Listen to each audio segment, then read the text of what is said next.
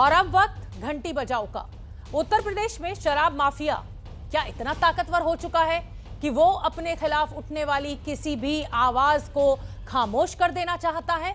ये सवाल हम इसलिए उठा रहे हैं क्योंकि प्रतापगढ़ में एबीपी न्यूज रिपोर्टर सुलभ श्रीवास्तव की संदिग्ध परिस्थितियों में मौत हो गई। सुलभ ने कुछ ही दिन पहले उत्तर प्रदेश के शराब माफिया पर स्टोरी की थी। उनकी खबर चलने के बाद से कुछ लोग उनका पीछा करने लगे थे और कल रात उनकी मौत हो गई। कहा गया मौत की वजह सड़क हादसा है, लेकिन जब एबीपी न्यूज ने मौत पर सवाल खड़े किए तो पुलिस ने अज्ञात लोगों के खिलाफ हत्या का मामला दर्ज कर लिया। लेकिन ये अज्ञात लोग कौन हैं? क्या वो बेनकाब होंगे? ये सवाल हम आज उठा रहे हैं और तब तक उठाते रहेंगे जब तक हमारे रिपोर्टर सुलभ की मौत का सच सामने नहीं आ जाता। सुलभ के परिवार ने भी कहा है कि ये हादसा नहीं, हत्या है। परिवार ने सीबीआई जांच की मांग भी की है। अब जिम्मेदारी सरकार की है कि न सिर्फ परिवार को इंसाफ मिले बल्कि सच दिखाने वाले पत्रकार के असली गुनहगारों को भी सजा जरूर मिले।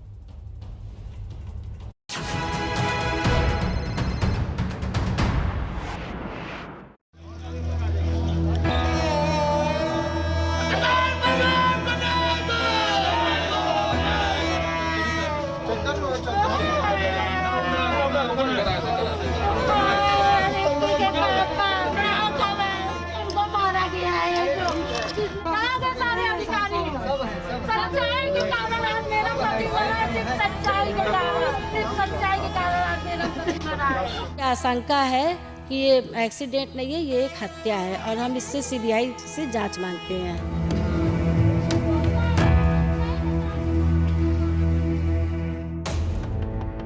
तो क्या एबीपी न्यूज के पत्रकार सुलभ को सच दिखाने की सजा मिली? आखिर क्यों एबीपी न्यूज रिपोर्टर सुलभ श्रीवास्तव का परिवार ये मानने को तैयार नहीं कि उनकी मौत सिर्फ एक हादसा है? आशंका है कि ये एक्सीडेंट नहीं है, ये एक हत्या है। सुलभ की मौत पर उठ रहे सवाल गंभीर हैं। अगर वो किसी साजिश का शिकार हुए हैं तो उसके पीछे कौन है? इन सवालों का जवाब जानना जरूरी है, लेकिन उससे पहले आपको पूरी घटना बता दें। रविवार शाम एबीपी न्यूज रिपोर्टर सुलभ अपराधियों को पकड़े जाने की एक खबर को कवर करने के लिए घर से निकले। लौटते वक्त प्रतापगढ़ से करीब 7 किलोमीटर दूर कटरा इलाके में उनकी बाइक पलट गई। सुलभ के सिर और शरीर के अन्य हिस्सों में गंभीर चोटें आईं। उन्हें अस्पताल ले जाया गया, जहां डॉक्टरों ने उन्हें मृत घोषित कर दिया। पुलिस के मुताबिक मौत की वजह सड़क दुर्घटना थी। घटनास्थल का निरीक्षण किया गया। प्रथम दृष्टया यह पाया गया कि वह मोटरसाइकिल से अकेले आ रहे थे और सड़क के किनारे मौजूद खंभा और हैंडपंप जिससे टकराकर मृत्यु होना पाया गया है। लेकिन कथित तौर पर हुए इस हादसे पर सवाल तब उठे जब सुलभ श्रीवास्तव की ये चिट्ठी सामने आई। मौत के ठीक एक दिन पहले 12 जून को एबीपी न्यूज रिपोर्टर सुलभ ने प्रयागराज जोन के अपर पुलिस महानिदेशक को यह चिट्ठी लिखी थी। इस चिट्ठी में उन्होंने अपनी जान पर खतरे का अंदेशा जताते हुए लिखा, विगत 2 दिनों से जब भी मैं घर से बाहर किसी कार्य से निकलता हूं तो मुझे ऐसा प्रतीत होता है कि कोई मेरा पीछा कर रहा है।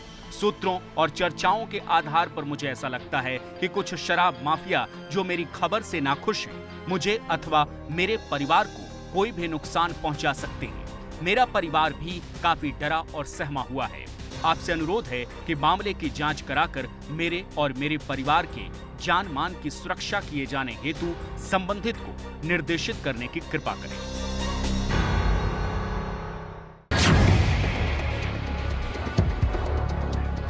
इसी पत्र में सुलभ श्रीवास्तव ने शराब माफिया से जुड़ी अपनी उस खबर का भी जिक्र किया जो उन्होंने कुछ दिनों पहले ही की थी।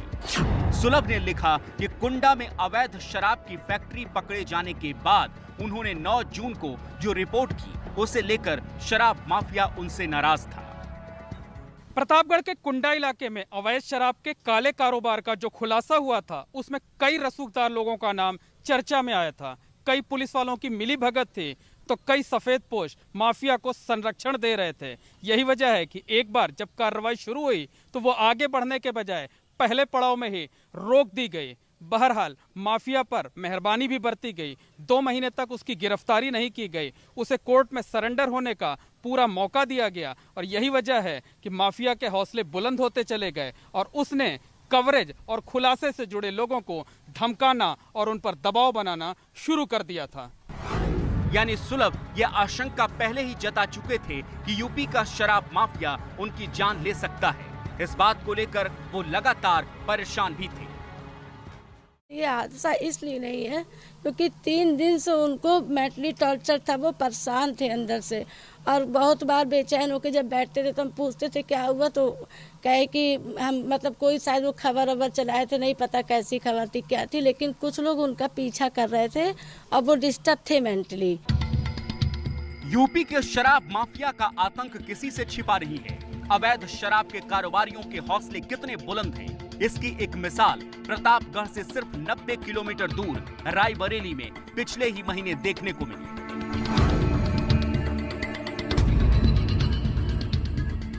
यहाँ के थुलरई गांव में अवैध शराब का कारोबार करने वालों पर शिकंजा कसने के लिए जब पुलिस की एक टीम छापा मारने गई तो शराब माफियाओं ने पुलिस टीम पर ही हमला बोल दिया। ये देखिए पुलिस की गाड़ी को किस तरह चकनाचूर कर दिया गया। पुलिस पर हुए इस हमले के बाद शराब माफियाओं को काबू में करने के लिए अतिरिक्त फोर्स को बुलाना पड़ा। ग्राम थुलरई में अवैध शराब की सूचना पर गई पुलिस टीम के ऊपर अवैध शराब निर्माण कर रहे कुछ लोगों द्वारा पथराव किया गया। पर्याप्त पुलिस बल द्वारा मौके पर पहुंचकर स्थिति को नियंत्रण में किया गया और साथ ही साथ मौके से 4 लोग जो कि अवैध शराब का निर्माण कर रहे थे उनको वहां से गिरफ्तार किया गया है। उनके पास से अवैध शराब बरामद हुई है। इसी दौरान यूपी के अलीगढ़ में जहरीली शराब पीने से 100 से ज्यादा लोगों की मौत हुई, जिसके बाद करीब 7000 लीटर अवैध शराब बरामद की गई और इस शराब कांड के मुख्य आरोपी ऋषि शर्मा को गिरफ्तार किया गया। यूपी में शराब माफिया के बढ़ते आतंक की एक वजह पुलिस से उनकी सांठगांठ भी है। अप्रैल 2021 में प्रतापगढ़ में ही एक एएसपी समेत 5 पुलिस वालों को शराब माफिया के साथ संबंधों के आरोप में गिरफ्तार किया गया था। हालांकि अलीगढ़ की घटना के बाद दर्जनों लोगों की मौत के जिम्मेदार शराब माफिया के खिलाफ पुलिस ने बड़ा अभियान चलाया।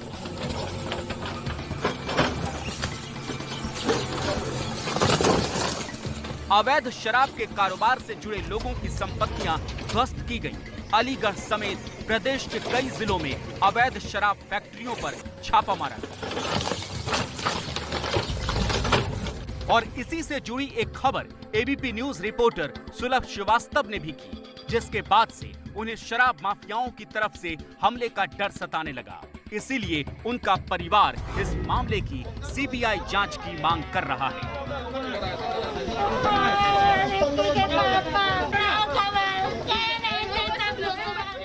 आशंका है कि ये एक्सीडेंट नहीं है, ये एक हत्या है और हम इससे सीबीआई से जांच मांगते हैं। सीबीआई आप जांच क्यों चाहती हैं? क्या लगता है कि इसके पीछे कोई बड़ी साजिश हो सकती है, तो सीबीआई जैसी बड़ी एजेंसी ही इस मामले में पर्दाफाश कर सकती है? जी बिल्कुल ऐसा हो सकता है, तभी तो इतनी बड़ी घटना घट गई। 24 जो इंसान अभी 6:30 बजे निकला और 9:30 बजे उनकी डेथ हो जाए 10 बजे तक, तो क्या कहा जाएगा? बहुत किसी की भी अब ये नाम नहीं ले सकते कौन है क्या है, लेकिन बहुत लोग का इसमें मिलीभगत हो सकती है। सुलभ की मौत का सच सामने लाने के लिए परिवार के साथ साथ कई राजनीतिक दलों की तरफ से भी आवाज उठी। आम आदमी पार्टी के सांसद संजय सिंह ने ट्वीट किया, एबीपी न्यूज के पत्रकार सुलभ श्रीवास्तव की निर्मम हत्या, शराब माफियाओं के खिलाफ खबर चलाने के कारण यूपी में एक पत्रकार की हत्या हो जाती है, जबकि एक दिन पहले सुलभ जी ने एडीजी को पत्र लिखकर हत्या की आशंका जताई थी, लेकिन सब सोते रहे। वहीं प्रियंका गांधी ने लिखा, शराब माफिया अलीगढ़ से प्रतापगढ़ तक पूरे प्रदेश में मौत का तांडव करे, उत्तर प्रदेश सरकार चुप रहे, पत्रकार सच्चाई उजागर करे, प्रशासन को खतरे के प्रति आगाह करे। सरकार सोई है। क्या जंगल राज को पालने पोसने वाली उत्तर प्रदेश सरकार के पास पत्रकार सुलभ श्रीवास्तव जी के परिजनों के आंसुओं का कोई जवाब है? अब ये एक्सीडेंट हुआ या एक्सीडेंट कराया गया, परिस्थितियां ऐसा पैदा की गई, इनकी जांच होनी चाहिए, जिससे पत्रकारों के अंदर कोई डर भय न समा सके और जिस माफिया के खिलाफ वो लड़ रहे थे वो लड़ाई अधूरी न रह जाए। सुलभ मेरे लिए बहुत प्रिय थे, उनका जाना मेरी निजी क्षति। इस परिवार के साथ हमारी पार्टी, हम लोगों की संवेदनाएं हैं, हम लोग उस परिवार के साथ हैं, परिवार की तरह, और जो मांगे हैं, उचित मांगे हैं, वो पूरी होनी चाहिए जिस तरह से। और सबसे बड़ी बात है, जैसा बता रहे हैं लोग कि 2 दिन पहले उन्होंने एप्लीकेशन दी थी कि शक जाहिर किया था, तो कड़ी कार्रवाई उस पर होनी चाहिए, सख्त से सख्त कार्रवाई होनी चाहिए। वहीं प्रतापगढ़ से बीजेपी सांसद संगम लाल गुप्ता ने इस मामले की जांच कराने के लिए मुख्यमंत्री योगी आदित्यनाथ को चिट्ठी लिखी और इंसाफ का भरोसा दिया। जो हमारे संज्ञान में आया है कि अभी 3 दिन पहले इन्होंने एक पत्र भी दिया था, तो पूरी सरकार उनके साथ में खड़ी है, उनको न्याय मिलेगा। इसकी एक कमेटी बनेगी, इसकी जांच होगी, जो भी दोषी होंगे वो बख्शे नहीं जाएंगे, और जो परिवार है बहुत आर्थिक स्थिति उसकी ठीक नहीं है, उसको पूरी तरीके से सरकार मदद करेगी। जिन लोगों ने भी इस हत्या को अंजाम देने का काम किया है, उनको इतना कठोर दंड दिया जाएगा कि पत्रकार समाज के एक तरह सजग पहरेदार है, और उसके साथ अगर इस प्रकार की घटना जैसा सुरक्षा मांगने से पहले उन्होंने संकेत दिया है, अगर वह सब है तो उसके सभी तथ्यों की जांच करके जो दोषी होंगे कठोर कार्रवाई। एबीपी न्यूज रिपोर्टर सुलभ श्रीवास्तव के परिवार में उनकी पत्नी के अलावा 7 साल का बेटा और 11 साल की बेटी है। पापा परेशान थे। क्या कहते थे बेटा? हमें नहीं पता, लेकिन टेंशन थी उनको।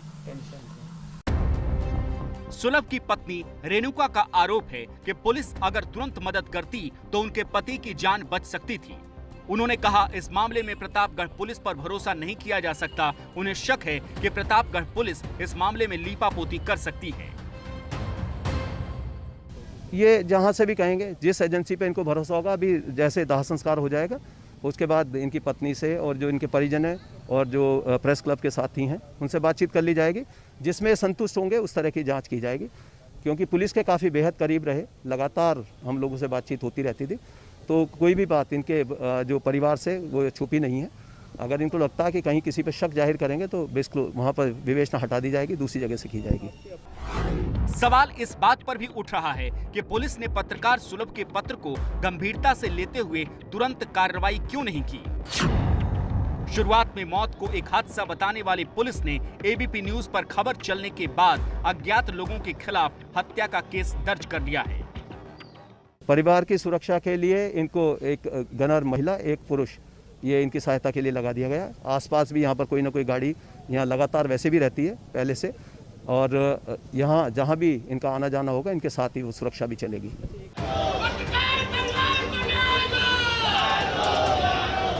एक पत्रकार की इस संदिग्ध मौत को लेकर विपक्ष यूपी सरकार को घेरने में लगा है। आज प्रतापगढ़ में कांग्रेसी कार्यकर्ताओं ने प्रदर्शन किया। पत्रकार परिवार को न्याय दो!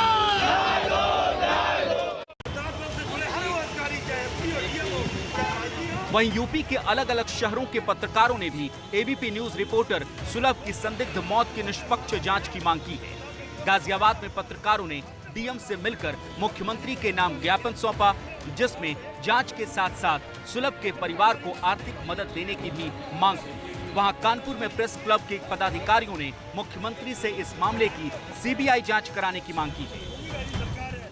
हम मुख्यमंत्री जी से यह अनुरोध करते हैं इस पूरे मामले की जांच, क्योंकि प्रतापगढ़ पुलिस को हादसा बता रही है, हादसे मौत बता रही है, इसलिए इस मामले की जांच आने की कोई व्यवस्था नहीं है।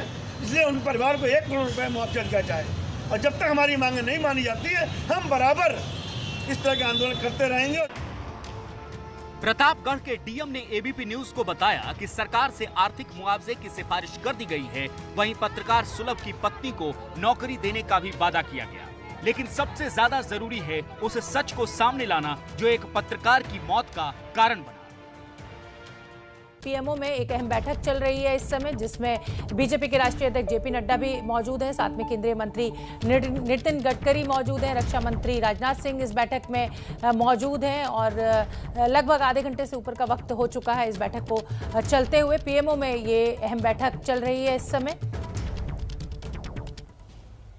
राजस्थान में बीएसपी से कांग्रेस में गए विधायकों में नाराजगी की खबर। 6 में से 3 विधायकों ने बैठक की है। इन विधायकों ने मंत्रिमंडल विस्तार को लेकर आपस में बातचीत की है। बाकी 3 विधायक शहर से बाहर थे और इसीलिए बैठक में शामिल नहीं हुए।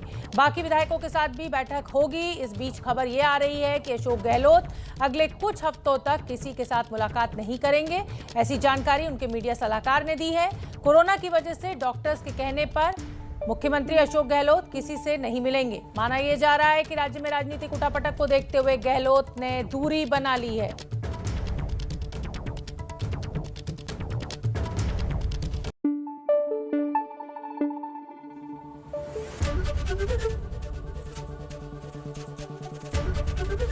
एबीपी न्यूज आपको रखे आगे।